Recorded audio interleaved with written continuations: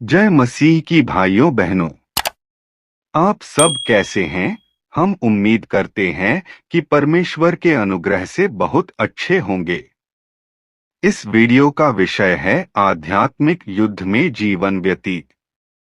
आइए एक गवाही को सुने। जय मसीह की भाई बहन। अगस्त 2018 में एक मित्र ने मुझे बताया कि प्रभु यीशु वापस आ चुका है और वह परमेश्वर के घर से शुरू कर न्याय कार्य करने के लिए सत्य व्यक्त कर रहा है। मैंने सर्वशक्तिमान परमेश्वर के वचन पढ़े। मैं समझ गई कि ये वचन सत्य है और परमेश्वर की वाणी है। मैं जान गई कि सर्वशक्तिमान परमेश्वर ही वापस आया हुआ प्रभु यीशु है। इसलिए मैं अंत के दिनों के उसके कार्य को स्वीकार कर लिया और ऑनलाइन सभाओं में भाग लेने लगी। मैं प्रभु का स्वागत करने के आनंद में पूरी सराबोर थी जब घर पर अचानक एक आध्यात्मिक युद्ध छिड़ गया। अक्टूबर 2018 में एक दिन मेरे पति ने मुझे एक संदेश भेजा जिसमें लिखा था, कुछ दिनों से तुम कलीसिया नहीं जा रही हो और वह कौन सी किताब है जो तुम हमेशा पढ़ती रहती हो? उन ऑनलाइन सभाओं में तुम सब क्या बातें करती हो? मैंने हाल ही में परमेश्वर के अंत के दिनों के कार्य को स्वीकार किया था, इसलिए मुझे लगा कि मैं इसे स्पष्ट रूप से समझा नहीं पाऊंगी। फिर मुझे लगा कि मेरे पति तो बचपन से ही विश्वासी रहे हैं। वे कलीसिया के एक सहकर्मी भी हैं। इसलिए मुझे प्रभु के वापस आने की खबर उन्हें बतानी चाहिए। इसलिए मैंने उनसे कहा, हम अंत के दिनों में हैं और प्रभु के वापस आने की भविष्यवाणियां पूरी हो गई है। वह देहधारी होकर वापस आया है। उसका नाम सर्वशक्तिमान परमेश्वर है। वह इंसान को शुद्ध करने के लिए अपने वचनों के जरिए न्याय कार्य कर रहा है। वह किताब सर्वशक्तिमान परमेश्वर के वचनों की है। इसमें बाइबल के अनेक रहस्य प्रकट किए गए हैं। मैंने परमेश्वर के नए कार्य का पता लगाया है। मैं सर्वशक्तिमान परमेश्वर की कलीसिया के सदस्यों से मिलती हूँ, इसलिए जाहिर है मैं पुरानी कलीसिया की सेवाओं में शामिल नहीं होती हूँ। तुम्हें सर्वशक्तिमान परमेश्वर के वचनों को पढ़कर खुद जान लेना चाहिए। मैंने उन्हें कलीसिया की वेबसाइट का लिंक भी भेजा। मैं देखकर हैरान रह गई कि जल्दी ही उन्होंने मुझे सर्वशक्तिमान परमेश्वर की कलीसिया को बदनाम करने के लिए सीसीपी द्वारा ऑनलाइन फैलाई गई ढेर सारी अफवाहें और झूठ इकट्ठा कर भेज दिए, जिनमें कलीसिया पर कम्युनिस्ट पार्टी द्वारा थोपा गया झूठा झाओयुआन मामला भी शामिल था। मैंने सोचा कि फिलिपिनो होने के कारण मेरे पति नहीं जानते कि चीन में कितनी झूठी खबरें फैली हुई है, इसलिए वे आसानी से इसके फेर में आ गए हैं। इसलिए मैंने जवाब देते हुए कहा, झाओयुआन मामले पर सीसीपी की एक अदालत में मुकदमा चला था। सीसीपी की सभी अदालतें सरकार की अपनी तानाशाही कायम रखने के साधन भर हैं। उनके मुकदमों और फैसलों पर बिल्कुल भी विश्वास नहीं किया जा सकता। पिछले वर्षों में सीसीपी ने बहुत से अन्यायी झूठे मामले गढ़े हैं, जैसे कि तियानमेन स्क्वायर छात्र विरोध प्रदर्शन जिसने दुनिया को चौंका दिया, और तिब्बत के विरोध प्रदर्शनों पर कार्रवाई। पहले वे झूठ तैयार करते हैं, सच्चाई को तोड़ते मरोड़ते हैं, झूठे अभियोग लगाते हैं, फिर वे हिंसक दमन का प्रयोग करते हैं। विरोध को जड़ से कुचलने की उनकी हमेशा से यही चाल रही है। इसके अलावा यह एक नास्तिक पार्टी है जिसने सत्ता में आने के बाद से धार्मिक आस्थाओं का बर्बर उत्पीड़न किया है। हम कलीसिया की उनके द्वारा की गई निंदा पर भरोसा कैसे कर सकते हैं?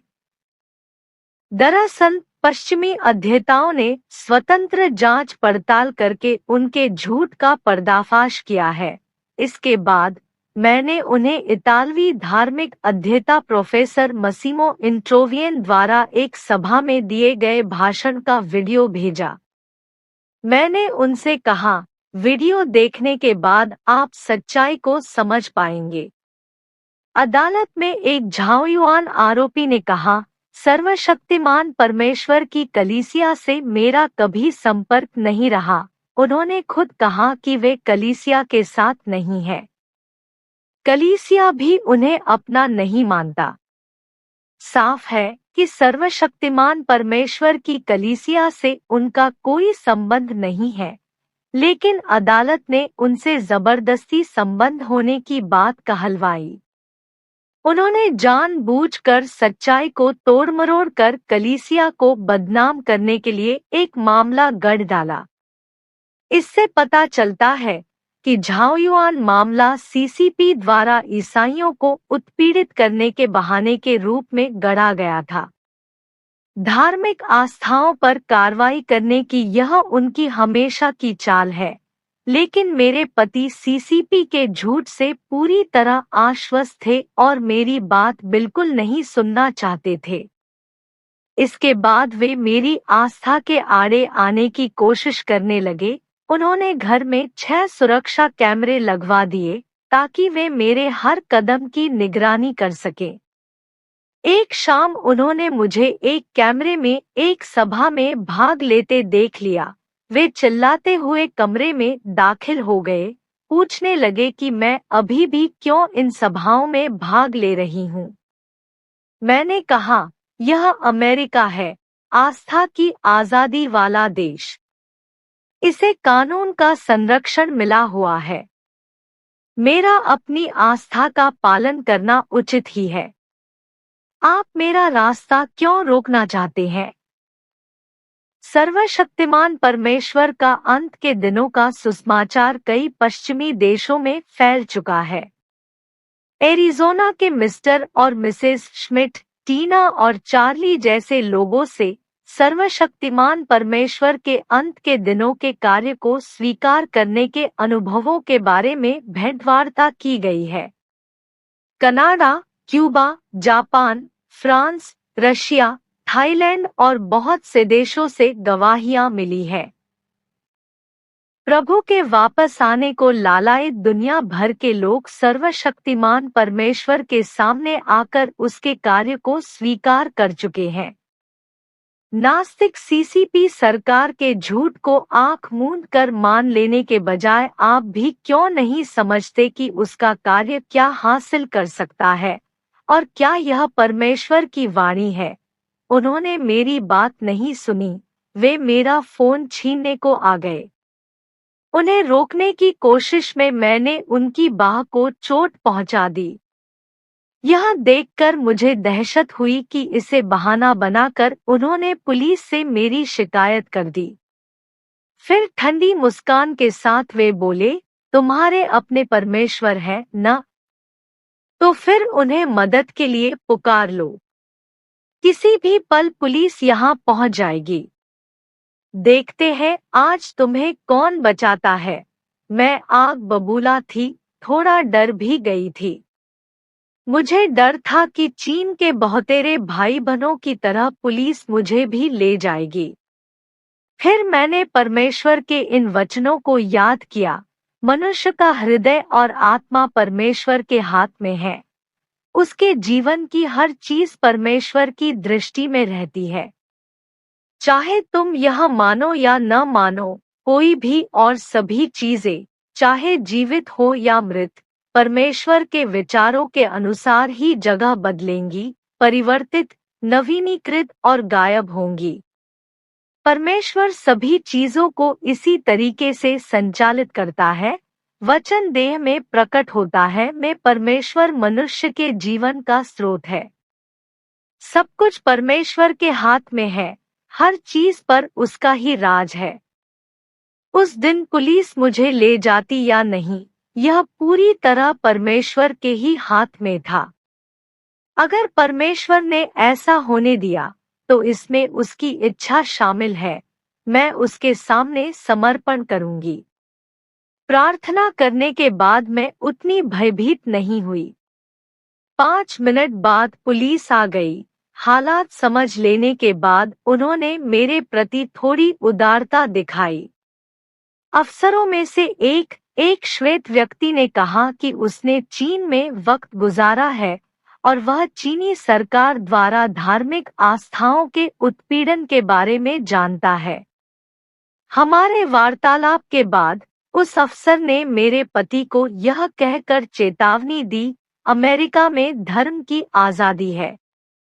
आपको अपनी पत्नी की आस्था में दखल देने का अधिकार नहीं है।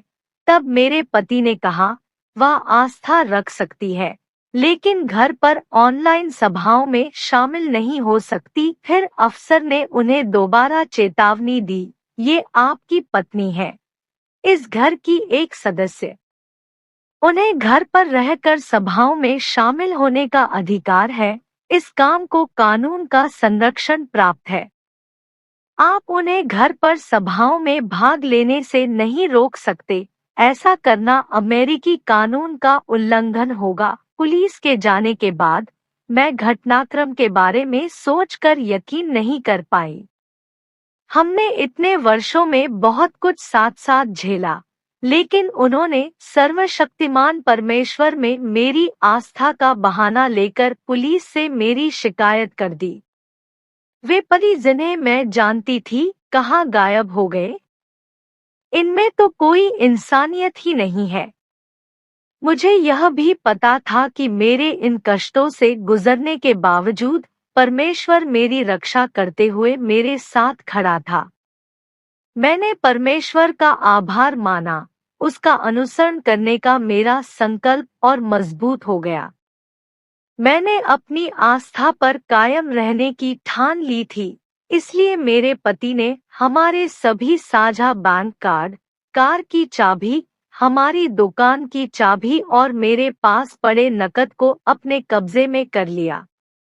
शादी होने के बाद से मैं ही हमारे पैसे और व्यापार के मामले संभाला करती थी, लेकिन अब वे वह सब मुझसे छीन रहे थे। उन्होंने मेरी इंटरनेट सुविधा भी बंद कर दी ताकि मैं ऑनलाइन सभाओं में भाग न ले सकूं। मास्टर बेडरूम दरवाजे का ताला बंद कर दिया ताकि मैं अंदर न जा सकूं। धीरे धीरे वे मुझसे दूरी बढ़ाने लगे। कभी कभी मैं उनसे पूछती कि वे कहाँ जा रहे हैं, तो वे बड़ी बेरुखी से कुछ ऐसा कह देते, मेरे मामले में टांग मत अड़ाओ, तुम्हें पूछने का अधिकार नहीं है। अगर तुम्हें सर्वशक्तिमान परमेश्वर में विश्वास रखना है, तो तुम इस घर से बाहर जा सकती हो। अपना रास्ता ढूंढ लो। अब तुम दुकान में काम नहीं कर सकती। अगर मुझे पता चला कि तुम उसके आसपास फटकी हो, तो मैं पुलिस बुला लूंगा। उन्होंने हमारे मित्रों पर भी झूठ की ऑनलाइन बमबारी की। कुछ मित्र तो घर आकर मुझसे अपनी आस्था छोड़ने को कहने लगे। हमारा शांतिपूर्ण जीवन चूर चूर हो गया।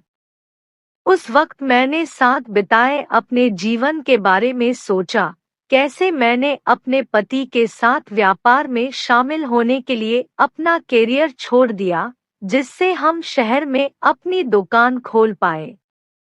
लेकिन अब परिवार और आस्था के बीच चुनने का वक्त आने पर मैं वाकई नहीं समझ पाई कि क्या करूं। मैंने वाकई कमजोर महसूस किया। मैं फैसला नहीं कर पाई। क्या सभी विश्वासी प्रभु के आने की लालसा नहीं रखते? मैं प्रभु का स्वागत करके आस्था के सही मार्ग पर निकल पड़ी थी, फिर कोई भी यह समझ क्यों नहीं पा रहा है? यह सब सोचकर मैं अपने आंसू नहीं रोक पाई। फिर मैंने परमेश्वर के कुछ वचनों को याद किया। तुम लोगों ने आज के दिन जो विरासत पाई है, वह युगों युगों तक परमेश्वर के प्रेरितों और नबियों की विरासत से भी बढ़कर है, और यहाँ तक कि मूसा और पतरस की विरासत से भी अधिक है। आशीष 1 या 2 दिन में प्राप्त नहीं किए जा सकते हैं, वे बड़े त्याग के माध्यम से ही कमाए जाने चाहिए। कहने का तात्पर्य यह है, तुम लोगों को उस प्रेम से युक्त होना ही चाहिए जो शुद्धिकरण से गुजर चुका है। तुम में अत्यधिक आस्था होनी ही चाहिए और तुम्हारे पास कई सत्य होने ही चाहिए जो परमेश्वर अपेक्षा करता है कि तुम प्राप्त करो। इससे भी बढ़कर भयभीत हुए या टालमटोल किए बिना तुम्हें न्याय की ओर जाना चाहिए और परमेश्वर के प्रति निरंतर और अटूट प्रेम रखना चाहिए। तुम में संकल्प होना ही चाहिए। वचन देह में प्रकट होता है में क्या परमेश्वर का कार्य उतना सरल है जितना मनुष्य कल्पना करता है? परमेश्वर के वचनों ने मुझे ताकत दी। मैं समझ पाई कि उसे बस लोगों का सच्चा प्रेम और आस्था चाहिए। वह चाहता है कि हमारे सामने किसी भी तरह की मुश्किल आए, हम भटक कर उससे दूर न जाएं। परमेश्वर के प्रेम से ही मुझे यह सौभाग्य मिला कि परमेश्वर की वाणी को पहचान कर अंत के दिनों में प्रभु के वापस आने का स्वागत कर सकूं। मसीह का अनुसरण करने के लिए कष्ट झेलने का मूल्य और अर्थ होता है। यह एक धार्मिक प्रयोजन के लिए है। मैंने उन अनुयायियों के बारे में सोचा जिन्होंने प्रभु यीशु का अनुसरण किया। वे रोमन लोगों द्वारा बर्बरता से उत्पीड़ित और धार्मिक अगुवाओं द्वारा निंदित किए गए, कुछ तो प्रभु के नाम पर शहीद भी हो गए। उन्होंने बहुत दुख सहे, मगर प्रभु ने उनको याद रखा। मुझे एहसास हुआ कि सच्चे परमेश्वर का अनुसरण करने में आ रही रुकावटों और उत्पीड़न से मुझे परेशान नहीं होना चाहिए, बल्कि मुझे संतों की कई पीढ़ियों से सीखना चाहिए और मुश्किलों का सामना करते हुए अंत तक परमेश्वर का अनुसरण करना चाहिए। इसके बाद मैंने परमेश्वर के कुछ और वचन पढ़े। परमेश्वर द्वारा मनुष्य के भीतर किए जाने वाले कार्य के प्रत्येक चरण में बाहर से यह लोगों के मध्य अंतःक्रिया प्रतीत होता है, मानो यह मानव व्यवस्थाओं द्वारा या मानवीय हस्तक्षेप से उत्पन्न हुआ हो। किंतु पर्दे के पीछे कार्य का प्रत्येक चरण और घटित होने वाली हर चीज शैतान द्वारा परमेश्वर के सामने चली गई बाजी है और लोगों से अपेक्षित है कि वे परमेश्वर के लिए अपनी गवाही में अडिग बने रहें। उदाहरण के लिए, जब अय्यूब को आजमाया गया था, पर्दे के पीछे शैतान परमेश्वर के साथ दांव लगा रहा था और अय्यूब के साथ जो हुआ वह मनुष्यों के कर्म थे और मनुष्यों का हस्तक्षेप था। परमेश्वर द्वारा तुम लोगों में किए गए कार्य के हर कदम के पीछे शैतान की परमेश्वर के साथ बाजी होती है। इस सब के पीछे एक संघर्ष होता है। जब परमेश्वर और शैतान आध्यात्मिक क्षेत्र में संघर्ष करते हैं, तो तुम्हें परमेश्वर को कैसे संतुष्ट करना चाहिए और किस प्रकार उसकी गवाही में अडिग रहना चाहिए? तुम्हें यह पता होना चाहिए कि जो कुछ भी तुम्हारे साथ होता है, वह एक महान परीक्षण है और ऐसा समय है जब परमेश्वर चाहता है कि तुम उसके लिए गवाही दो। वचन देह में प्रकट होता है में केवल परमेश्वर से प्रेम करना ही वास्तव में परमेश्वर पर विश्वास करना है। सच्चे मार्ग को स्वीकार करने के बाद परमेश्वर के नए कार्य का अनुसरण करते समय लग ऐसा रहा था जैसे मेरे पति ही मेरे रास्ते का रोड़ा और दमनकारी है, लेकिन इसके पीछे आध्यात्मिक जगत में एक युद्ध छिड़ा हुआ है। शैतान मेरे पति को मुझसे दखलंदाजी करने के लिए इस्तेमाल कर रहा है, अपने पति के प्रति मेरी भावनाओं और मेरे निजी हितों का फायदा उठाकर मुझे डरा धमका रहा है, ताकि मैं सच्चा मार्ग छोड़कर शैतान के आगे झुक जाऊं, आखिरकार परमेश्वर को धोखा दूं। यह शैतान की एक चाल है। साथ साथ परमेश्वर इस हालत का इस्तेमाल मेरे पति के परमेश्वर का विरोध करने वाले बुरे रूप को दिखाने के लिए कर रहा था। कलीसिया में धर्मोपदेश देते समय वे सहिष्णुता का उपदेश देते, हमसे प्रभु के आने के प्रति चौकस रहने को कहते।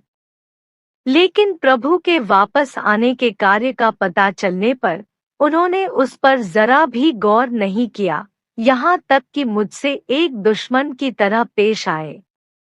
वे मुझसे नहीं, परमेश्वर से घृणा और उसका विरोध कर रहे थे। वे पूरी तरह से एक अविश्वासी हैं। उनकी करतूतों के बारे में सोचकर अब मुझे दुख नहीं हो रहा था। मैं बस सच में नाराज थी। हम दोनों पति पत्नी होकर भी अलग रास्तों पर हैं।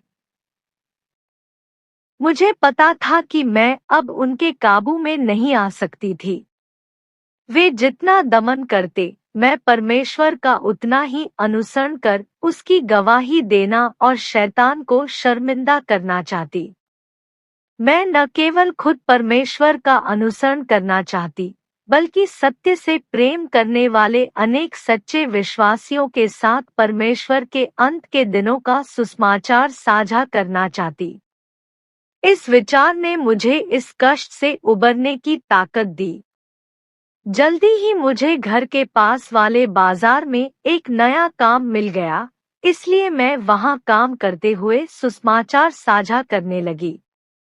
वह कड़ी मेहनत का काम था, मगर परमेश्वर के वचनों के मार्गदर्शन से मैं आराम से कर पा रही थी। आमीन, आमीन। परमेश्वर के धन्यवाद हो। आज का वचन इतना ही पर समाप्त करते हैं। अगर आप हमारे चैनल पर नए हैं, तो चैनल को सब्सक्राइब करके घंटी के बटन को दबाएं, जो भी वचन आए सबसे पहले आप तक पहुंच सके। आमीन।